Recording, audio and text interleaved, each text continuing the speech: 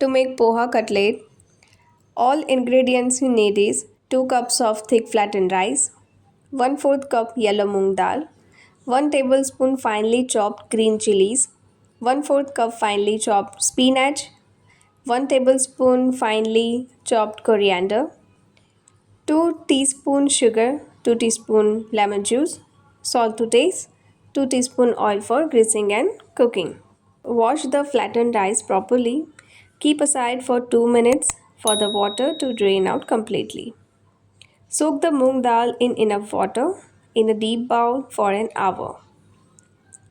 Drain the moong dal, add the poha and chilies and grind it to a coarse paste without using any water.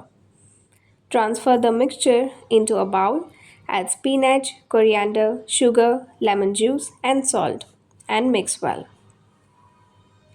Divide the mixture into equal portions and shape each portion a flat round cutlet.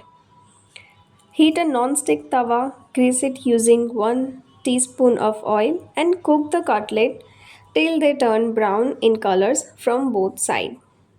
Serve the poha cutlet with tomato ketchup or chutney of your choice. Enjoy poha cutlet for your breakfast.